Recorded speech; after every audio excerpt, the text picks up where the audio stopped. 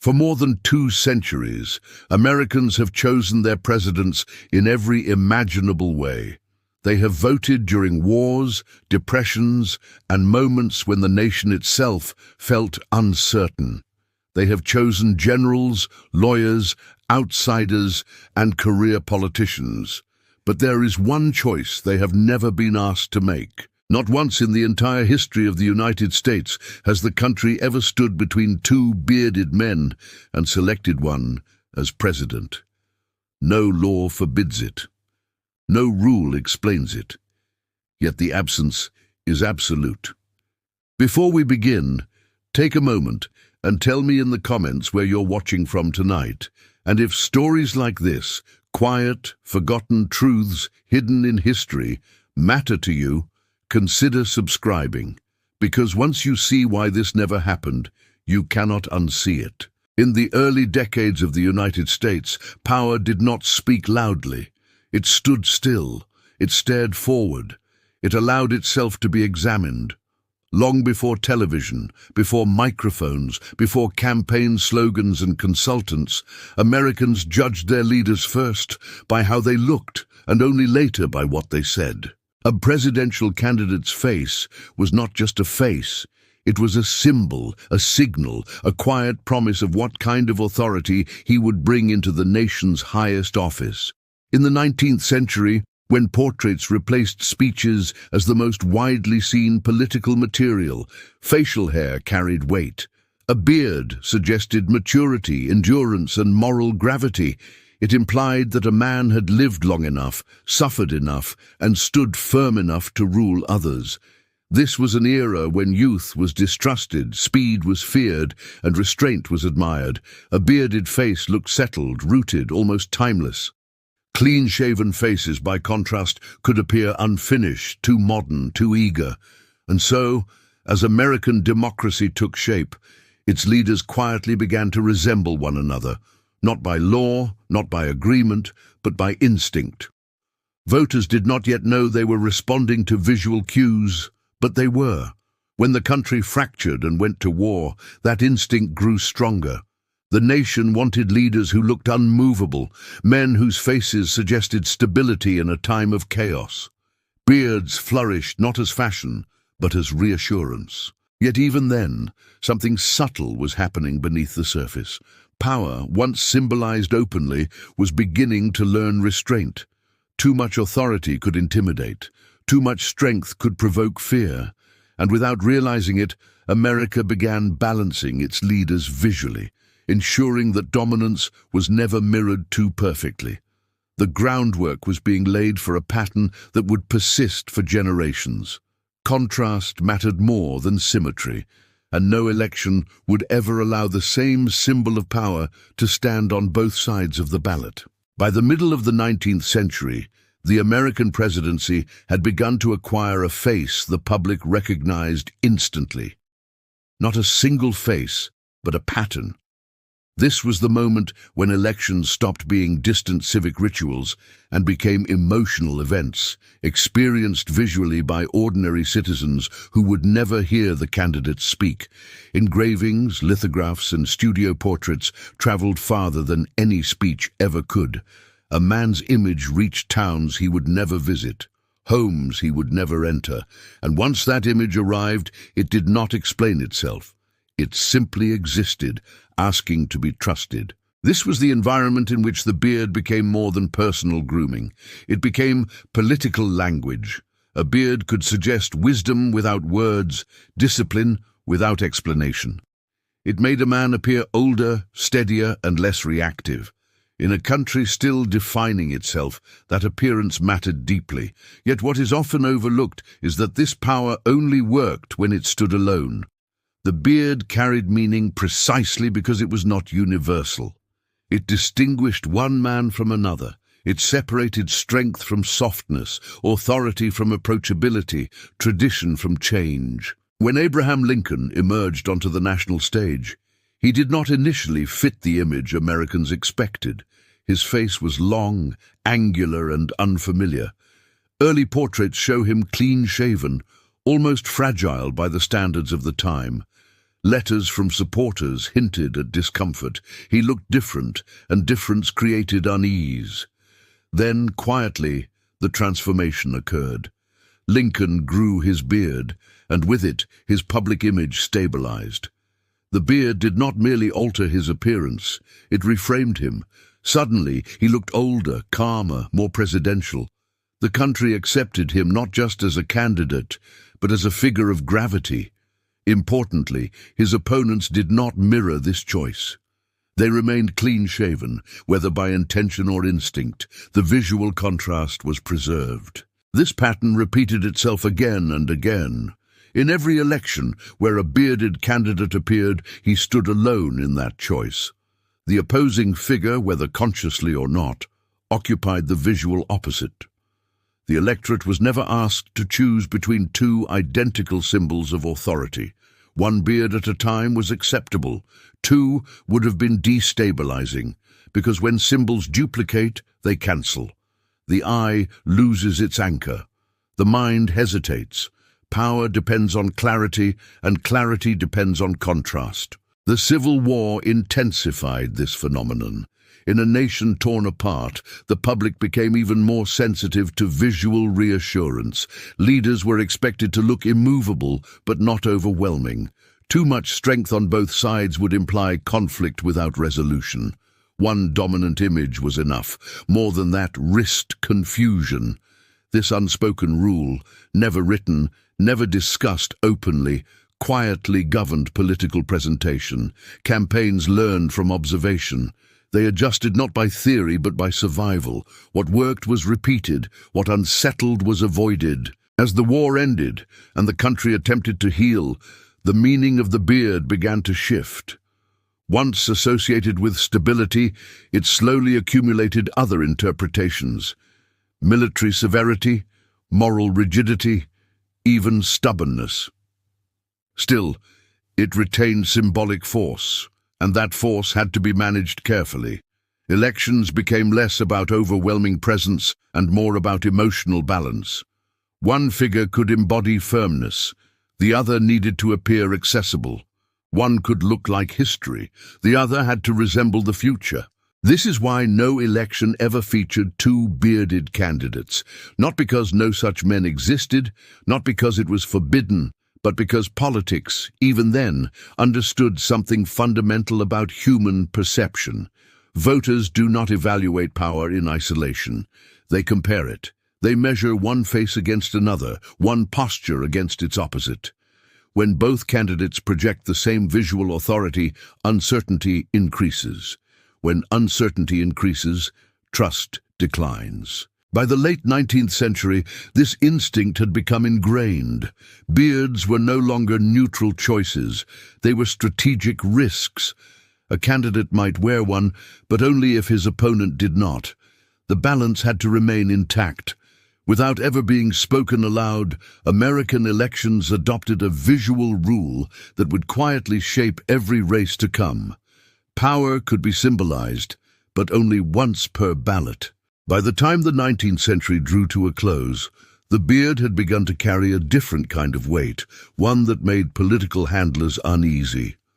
What had once symbolized stability and maturity was no longer anchored to a single meaning. The world was changing too quickly for symbols to remain fixed. Industrialization accelerated daily life. Cities grew louder, faster, more crowded. Immigration reshaped the face of the nation. And with this transformation came anxiety. About order, about control, about who truly belonged. In this environment, the beard stopped being reassuring and started becoming ambiguous. Across Europe and beyond, facial hair began appearing on figures Americans were taught to fear. Revolutionaries wore beards. Philosophers challenging religion wore beards. Political radicals, anarchists, and agitators were increasingly depicted with heavy facial hair in newspapers and cartoons. The beard became a shorthand, not for wisdom, but for defiance. It suggested resistance to tradition rather than devotion to it.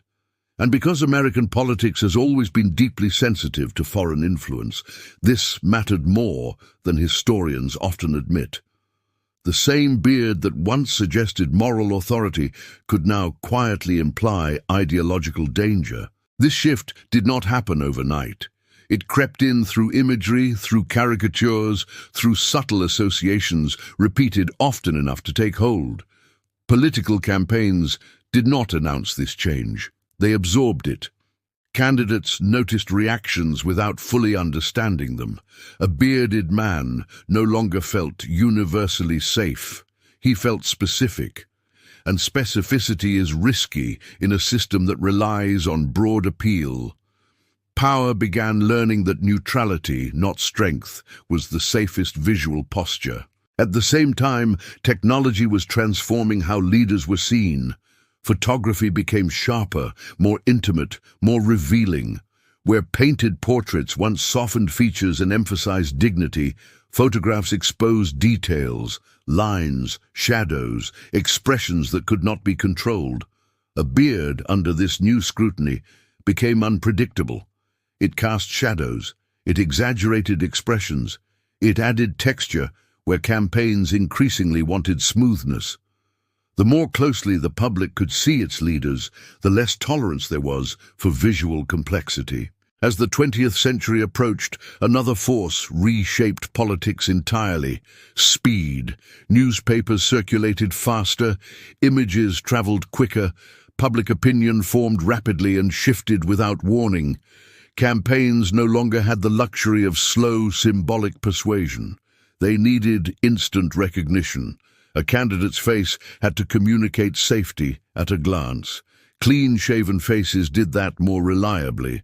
They appeared modern, controlled, efficient. They suggested a man who belonged to the present rather than the past. Crucially, this did not mean beards disappeared immediately, but they became liabilities that had to be justified. A bearded candidate now carried extra meaning whether he wanted it or not. He appeared ideological, opinionated, possibly rigid, and in an age moving toward mass consensus, rigidity was dangerous. Elections became exercises in reassurance rather than authority. Voters wanted calm management, not commanding presence. This is the moment when the possibility of two bearded candidates truly vanished, not because no such men existed, but because the risk multiplied. One bearded candidate could still be framed as strong or traditional. Two would have amplified the unease. The symbolism would have overwhelmed the message. Instead of evaluating policies, voters would be forced to confront identity. And identity, when mirrored on both sides, creates confusion rather than clarity. Political strategy adapted silently. Advisors encouraged shaving. Candidates complied without protest. Facial hair was no longer a personal choice once power was involved. It became something that had to be neutralized. By the early 20th century, the beard had shifted from an asset to an obstacle. And when something becomes an obstacle in politics, it is removed not with explanation, but with routine. From that point forward, elections followed a new visual logic. Faces became simpler, lines were softened, authority was implied rather than declared. And the idea of two bearded men standing opposite each other on a presidential ballot became unthinkable, not because it was impossible, but because it violated the delicate balance politics now depended on. Power no longer wanted to look powerful, it wanted to look acceptable. The disappearance of the beard from presidential politics did not arrive with an announcement or a scandal. It arrived quietly, almost invisibly, as habits hardened into expectations. By the early 20th century, Americans no longer remembered choosing leaders by facial hair, but the instinct remained embedded in the system. Candidates who aspired to the presidency learned very quickly that certain visual risks were no longer worth taking. A beard did not disqualify a man, but it complicated him, and complications are dangerous in elections built on reassurance. As campaigns professionalized, image stopped being an afterthought and became infrastructure. Advisors studied photographs the way generals studied maps. They observed what unsettled voters and what calmed them. Clean-shaven faces tested better. They felt neutral. They allowed voters to project their own ideas onto the candidate without interference. A beard, by contrast, carried history with it. It arrived already speaking, already suggesting something the campaign might not be able to control. In a political environment increasingly shaped by mass media, control was everything. Then came radio. A candidate's voice could now enter millions of homes at once. The voice created intimacy, but it also demanded visual alignment. When listeners finally saw the man behind the voice, he needed to match what they imagined. Smooth faces felt familiar, almost domestic. Beards felt distant. They reminded people of ideology, of seriousness, of conviction. And conviction, while admirable, made compromise harder to imagine. Elections were no longer contests of moral authority. They were competitions for emotional comfort. By the time television arrived, the beard's fate was sealed. Television punished difference brutally. It magnified every shadow, every irregularity. A beard could not be hidden. It moved when a man spoke. It absorbed light unevenly. It aged a face on camera in ways that campaigns could not soften. Worse still, it suggested resistance to modernity at the very moment when modernity defined leadership. The presidency had become a performance of steadiness under observation, not a symbol carved in stone. What followed was not a rule, but a reflex. Serious candidates shaved before announcing. Those who did not were quietly filtered out long before ballots were printed. The system no longer needed to explain itself. It simply rewarded conformity and ignored deviation. Over time, this created a strange historical illusion. It began to feel as though beards and the presidency had never belonged together at all. This is why no election ever featured two bearded candidates. By the 20th century, even one was too many. The visual language of power had changed permanently. Authority was no longer communicated through dominance or tradition, but through manageability. The ideal president did not look imposing. He looked controlled. He looked predictable. He looked safe to place inside a living room. And so the beard, once a symbol of leadership, became a reminder of unpredictability. It suggested that a man might stand too firmly, believe too deeply, resist adjustment. In a political system increasingly built on negotiation, optics, and mass appeal, those traits became liabilities. The absence of two bearded candidates was no longer a pattern. It was the natural outcome of a system that had learned to fear visible conviction. By the time Americans noticed the pattern, it was already too late to break it. The beard had not been outlawed. It had been forgotten.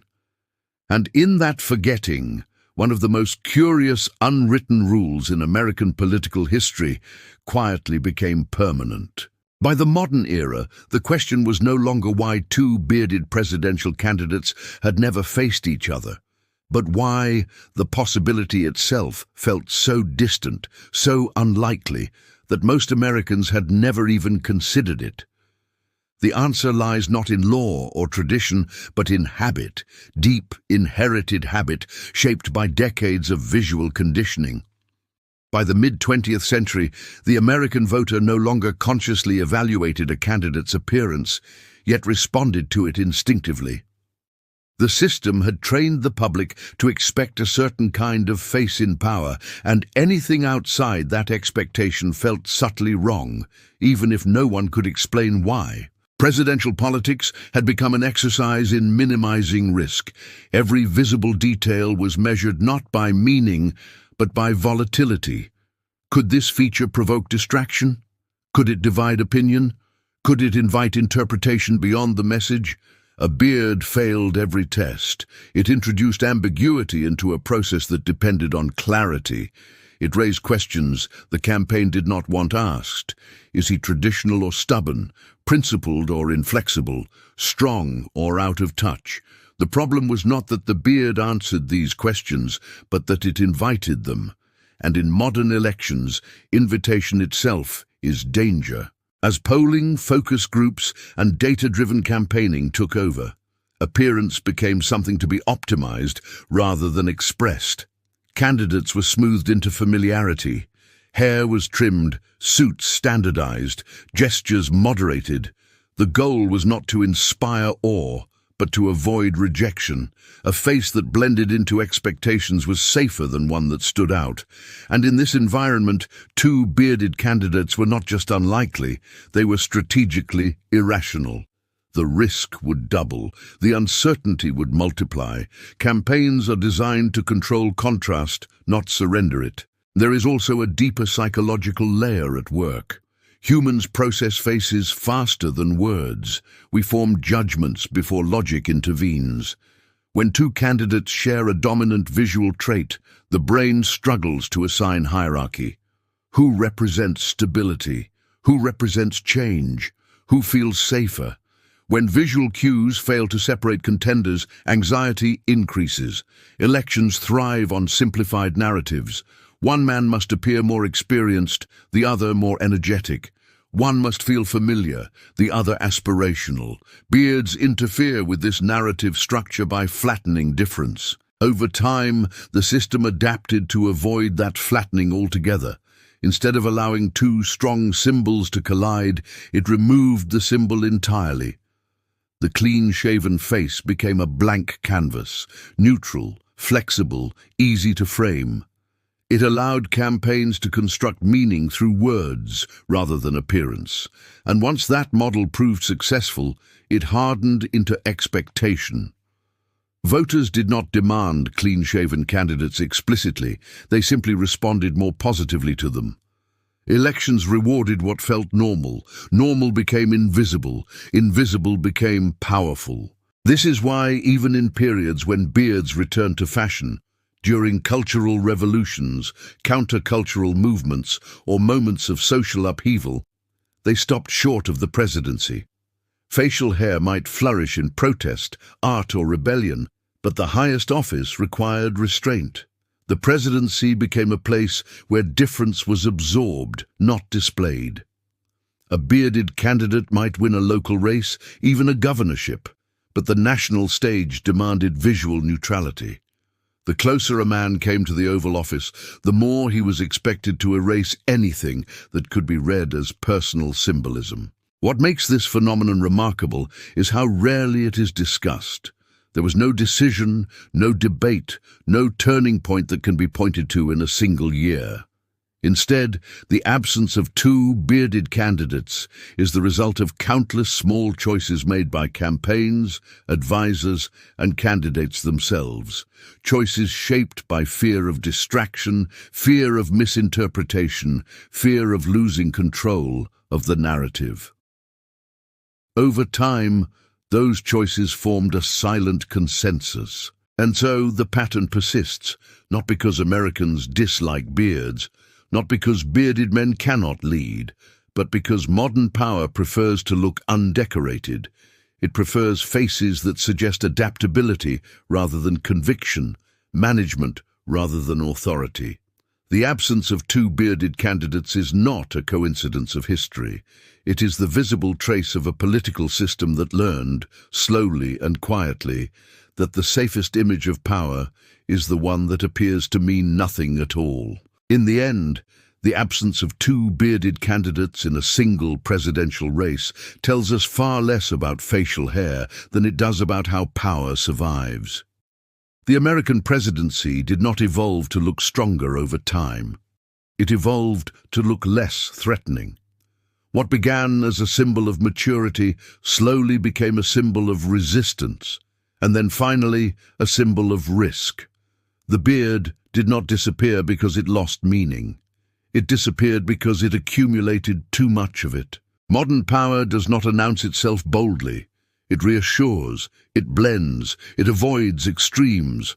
The presidency, especially in the age of mass media, has learned that visibility is dangerous when it invites interpretation. A beard invites interpretation. It signals personality before policy. It suggests conviction before compromise. And while conviction is admired in theory, it is unsettling in practice when voters are asked to imagine a leader representing millions of conflicting identities. The system prefers a face that absorbs disagreement rather than provokes it. This is why even today, in an era where beards are common, stylish, and socially accepted, they vanish the moment national ambition appears. Men who wear beards in private life shave them before entering serious presidential contention. Not because anyone tells them to, but because the expectation is already understood. Campaign culture has internalized the lesson so completely that it no longer needs enforcement. The rule survives because it is invisible. And so the question of two bearded candidates becomes symbolic in itself. It represents a boundary American politics learned not to cross. Two identical symbols of authority facing each other would force voters to confront power directly.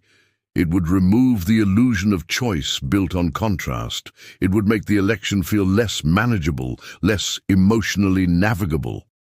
Modern democracy depends on simplifying decisions that are inherently complex. Anything that complicates that process is quietly removed. What is striking is how this unwritten rule mirrors many others in political life. The way candidates dress, the way they speak, the way they smile. None of these are mandated, yet all are obeyed. Power does not need rules when it has patterns, and patterns repeated long enough feel like nature rather than design. The beard once told Americans who was strong. Now its absence tells them who is safe. That shift did not happen because voters became shallow or because culture declined. It happened because the scale of leadership expanded. A nation of millions requires symbols that offend no one, provoke no one, and reassure everyone just enough.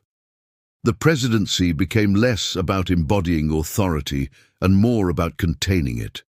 This is why history records no election where Americans stood between two bearded men and chose one.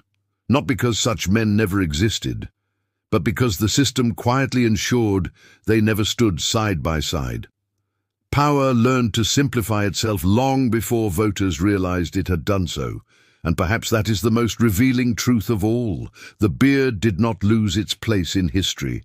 It revealed how carefully modern power chooses what it allows to be seen.